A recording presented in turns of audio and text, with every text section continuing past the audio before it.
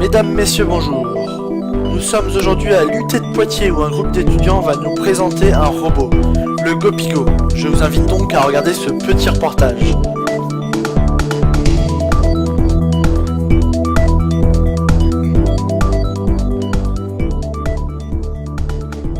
Bonjour, je m'appelle Lucas Petit, Nathan Perrin, Guillaume Bouchereau, Pierre Maillet, et nous allons vous présenter le robot Gopigo.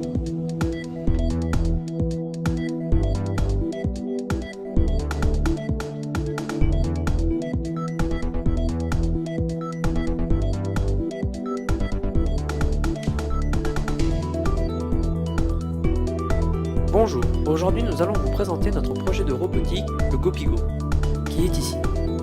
C'est un robot qui est constitué de plusieurs composants. Sous celui-ci, vous pouvez retrouver les encodeurs et deux moteurs. Nous aurons aussi un capteur ultrason dirigé par un servomoteur et comme carte de commande, une carte Raspberry Pi. Qu'est-ce qu'un encodeur? Un encodeur est un outil qui permet de transformer une information en un code. Le Gopigo est un codeur rotatif incrémental pour mesurer la vitesse des roues et son sens de rotation. Il y a un capteur ultrason, c'est un capteur électronique qui envoie une onde sonore. Cette onde sonore, quand elle rencontrera un objet, l'objet va lui renvoyer l'onde sonore. Ainsi, le capteur mesurera l'intervalle de temps entre la réception et l'émission.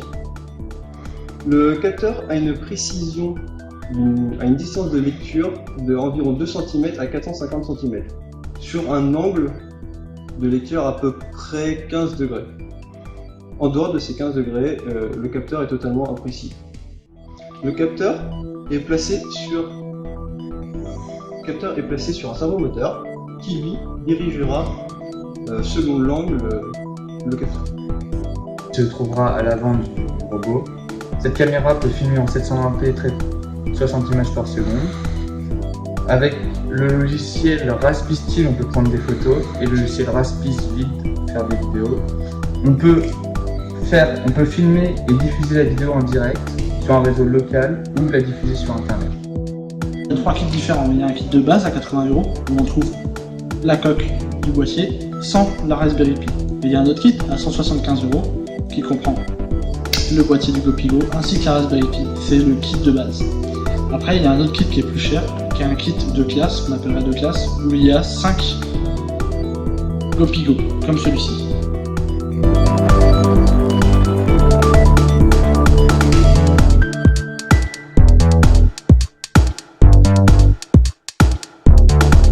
Premièrement, il vous suffira d'assembler votre Gopigo avec le kit que vous aurez reçu. Si vous avez divers accessoires, assemblez-les bien sûr avec lui. Deuxièmement, il vous suffira de configurer votre carte SD.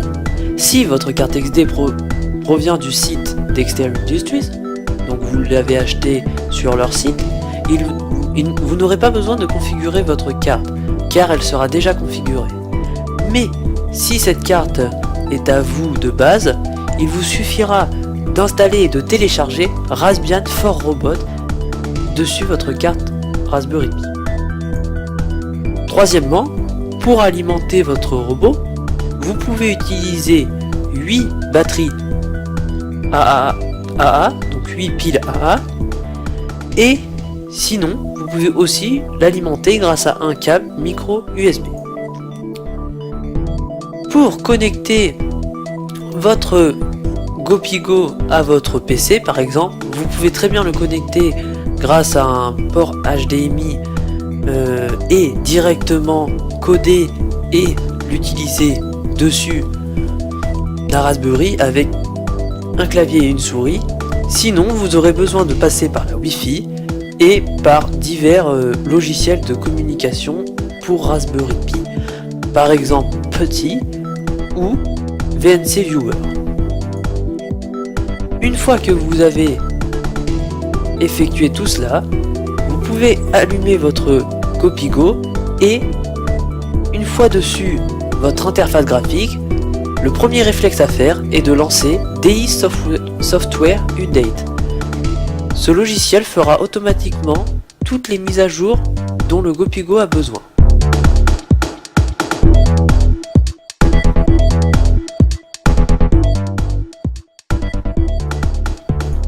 Pour programmer sur votre Gopigo, vous pouvez utiliser comme logiciel de programmation Python ou Scratch.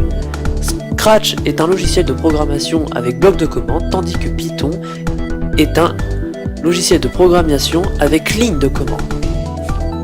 Sur Python, vous pourrez faire divers projets, les mêmes avec Scratch. Bien sûr, il sera un peu plus compliqué de le faire avec Python, à part si vous êtes habitué par exemple à utiliser Python. Pour les projets, vous avez une multitude de projets. Vous avez même sur le Gopigo des exemples de base. Par exemple, vous pouvez le contrôler avec votre clavier. Vous pouvez aussi faire bouger le servomoteur d'un certain angle souhaité. Vous pouvez très bien utiliser une manette de PS3 pour le contrôler, ou par exemple utiliser le capteur ultrason pour fabriquer une sorte de carte. Vous pouvez faire ces projets sur Scratch ou Python comme vous voulez. Nous, sur notre projet, nous avons fait 3 programmes. Puisez bien sûr des exemples trouvés. Notre premier programme consistait en Python à faire déplacer notre robot grâce au ZQSD de notre clavier. Nous avons aussi fait un projet sur lequel nous faisions bouger l'angle du servomoteur. Et pour notre troisième projet, nous avons utilisé le capteur à ultrasons pour que quand il rencontre un obstacle à moins de 20 cm, il tourne à gauche ou à droite. Ce qui permettait en fait à ce que le robot puisse avancer sans jamais s'arrêter, car à chaque fois qu'il rencontrait un obstacle, il tournait.